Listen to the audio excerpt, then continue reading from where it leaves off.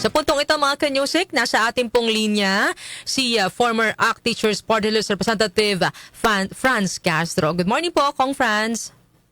Magandang umaga, Darlene, at sa inyong mga taga-subaybay dyan sa Opinion Mo, Opinion Ko program. Kong Franz, na-surprise po ba kayo na kasama po kayo sa nadawit kahapon sa umano'y tumanggap ng paper bag na pera base po sa naging testimonya ng 18 ex-Marines? Well, hindi. Kasi yung unang affidavit nila, sinama din kami, ang Makabayan, doon sa unang affidavit nila.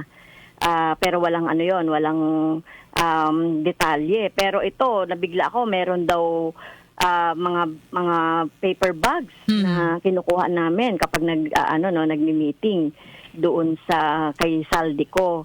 So, ito ay ito ay outright lies, no?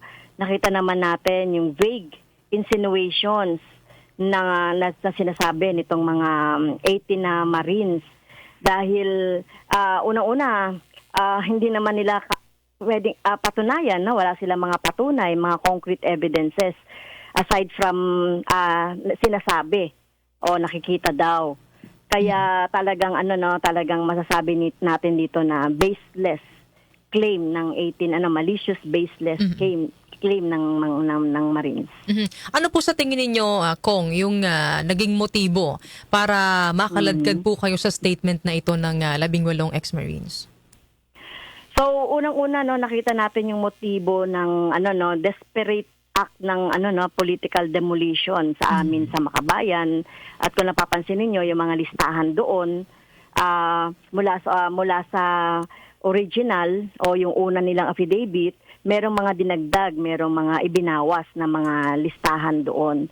So dahil kami nga ay masugid na nagsulong nung impeachment complaint, no, kay Sara Duterte at doon sa pagpapanagot kay Rodrigo Duterte doon sa ICC, doon sa doon sa mga EJK na naganap during the time niya, ay nakikita natin na ito na motivation para gibain yung kredibilidad ng mga sinumang siyempre nangangahas na panagutin itong pamilyang Duterte. At nakita natin isa ring paraan ito na parang diversionary tactics na pamaraan na desperate na dahil malapit na rin naman yung impeachment trial. No, gustong guluhin itong impeachment trial sa mga sunod na panahon para mag-create ng question doon sa mga prosecutors, doon sa mga nag-endorse ng impeachment complaint. So ito yung nakikita nating motivation. Plano po ba ninyong sampahan ng reklamo ito pong 18 dating Marines? Pinag-aaralan na yan, Darlene, ng aming mga legal counsels, no? Malamang mga civil case ang ipafile namin dyan, pero inaaral pa namin. Dako naman ako, Kong, sa iba pang issue, no? Ito yung mainit-init, yung sigalot po sa loob mismo ng Senado. Ano po yung masasabi ninyo sa nangyayari po ngayong gulo sa loob ng Senado at nakikita po ba ninyong may implication nito sa nalalapit po na impeachment trial? Yes, oo, Darlene, nakakahiya itong mga senador natin na talagang niruwin nila yung status ng Senado. At sabi ko nga, makakalito ito, makakasira ito doon sa gaganapin na impeachment trial. Kasi kung may dalawang faction or block, so sino malilito ang mga witness o malilito yung yung mga malilito ang rules, malilito kami sa mga rules na susundin, yung prosecutor. Kaya talagang malaki ang impact nito doon sa gaganapin na mga proceedings sa impeachment sa mga susunod na araw.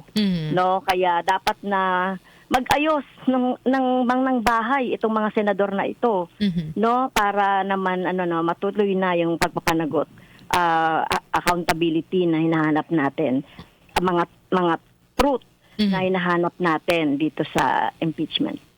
Sabi po ni Pangulo Marcos, inclined siya na magpatawag ng isang special session para i-reconvene ang mga mambabatas para maipasa po yung ilang polisiya sa sine die adjournment. Suportado po ba ninyo ito? Yes, pwede naman itong gawin ng Pangulo, no, lalong-lalo na kung may mga mahalagang mga batas na dapat na maipasa. So kami nga, no, yung aming panukalang batas para sa salary increase, no, ay nakabinbin yan at hindi nahihir dyan sa Senado, pati na yung iba pa nating mga benepisyo para sa mga teachers, mga marginalized sector. Kaya tama lang, no, na magpatawag ng special session. Sa Lunes po, June 8, kung umpisa na muli yung pasukan sa mga public schools, no, sa bansa. Pero may EDCOM2 report na nagsasabing mayroon daw po tayong severe o malalang problema sa literacy crisis sa grade 11 student na nasa 87%. Tingin po ninyo, bakit kaya umabot sa ganito kataas ang porsyento?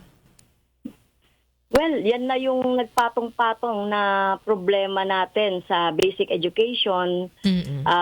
Katulad ng, syempre, yung perennial na mga kakulangan ng mga facilities, mga textbooks, kakulangan ng mga teachers and employees and staff, ay nagpatong-patong na yan. Dagdag pa yung pabago-bagong curriculum, no, na ginagawa sa ating curriculum na nakakalito rin on the part of the teachers.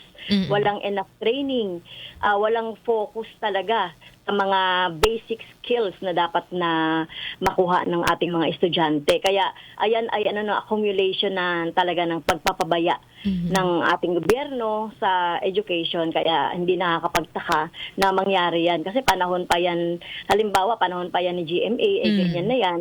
Kaya talagang hindi tayo magtataka na magiging ganyan ang result. Pero kung ano kaya yung nangyari doon sa K-12 program, ito bang resulta na ito ay clear testament na hindi effective o bigo po yung proyekto?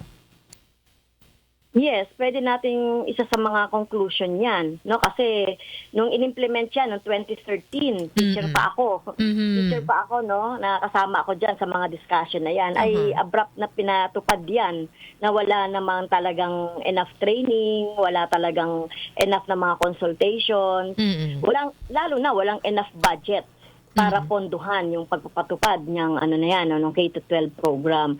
Kaya basta, kumbaga, maski-pops na lang nung pag-i-implement niyan. Tapos babaguhin yung iba pa na mga parts, no? Maraming mga tinanggal. Katulad niyan, yung history, tinanggal yan sa sa high school. Yung mother tongue na talagang magde-develop talaga doon sa ating mga batang estudyante ng critical thinking kasi makakapagsalita sila sa kanilang mother tongue at doon na de-develop yung speech, ay tinanggal din yan. At kung ano-ano na yung mga pinagdadagdag na tingin natin ay hindi naman nakakatulong sa holistic development ng mga bata. Kabilang din po kung sa mukhang hindi pa rin na-address hanggang sa ngayon yung overcrowding sa mga classroom at syempre yung bullying sa mga estudyante. Ano po yung mungkahin ninyong magagawa ng pamahalaan at education stakeholders para rito? Tama ka dyan, Darlene. So, unang-una, talagang yung budget sa education, kahit na 1 trillion na yan, hindi pa yan talaga sapat. No? Kaya kailangan talagang 6% ng GDP, at least ang ilaan sa budget, para mapunan yung kulang na teachers, kulang 150,000 more, no, ang kulang sa teachers, tapos yung kulang na mga personnel, no, yung mga non-teaching personnel. Tapos yun nga, bawasan yung class size, no, at most 35. Yes. No, estudyante per class kasi hirap na hirap talaga yung mga estudyante na magklase ng more than 50 na mga estudyante. Tapos itong mga teachers pa binibigyan pa ng mga additional loads.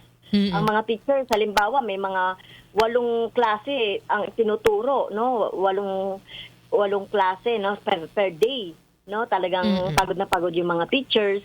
Tapos sila pa yung magi-implement ng aral. Ito yung parang remediation, no, sa mga bata na ang purpose sana ay hindi na mga teacher ang gagampanyan pero binibigay pa rin sa mga teachers. At ito yung yung training ng mga teachers, no, at hindi basta-basta nag-change ng curriculum nang walang consultation o mga policy na walang consultation at mga pilot testing.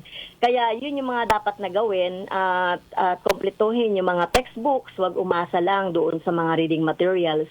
No, kasi mahalaga din na merong mga textbooks ang mga bata no kumpleto. Yes. Isa rin sa concern kong France, of course, yung sweldo po ng mga teachers, no? At may Tama ka, may oo. proposal na 50,000 pesos na buwan ng sahod para po sa mga guro. Sa tingin nyo po ba, posible ba talaga itong mangyari? At bakit tingin po ninyo parang deserve po ng mga guro na matanggap po itong ganitong sweldo? Yes, isa rin sa concern namin yung tamang pasweldo sana sa mga teachers. Pwedeng mangyari 'yan kasi kung pondo ang pinag-uusapan, ang daming ang nalulustay, 'di ba? Sa yes. mga graft and corruption. 'Di ba? Kung titignan natin. Kaya dapat na deserve talaga ng mga teachers kasi kung ikukumpara mo yung mga teachers sa karatig na bansa natin, ang minimum nila na pasweldo dun sa ka-level lang natin ng mga bansa sa Southeast Asia, 50 to 60,000 sa Thailand, sa Vietnam mga 40 to 50. Kaya talagang deserve talaga ng teacher na mabigyan sila, mga Filipino teacher, mabigyan talaga sila ng disente, nakabubuhay, na sweldo para sa kanilang sarili at para sa kanilang pagbuhay sa kanilang pamilya.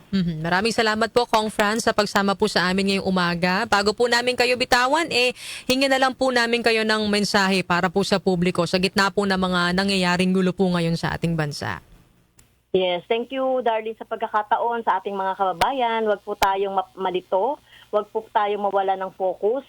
Ang gusto po natin dito, panagutin ang lahat ng sangkot sa korupsyon, hindi lang po si BP Sara, lahat ng mga lahat ng mga sangkot, dahil sa nangyari pong ito ay nababawasan tayo ng budget para sa ating mga social services. Kaya focus tayo at huwag tayong magpadala sa mga drama-rama na nangyayari ngayon sa Senado at sa iba pang parte ng ating bansa.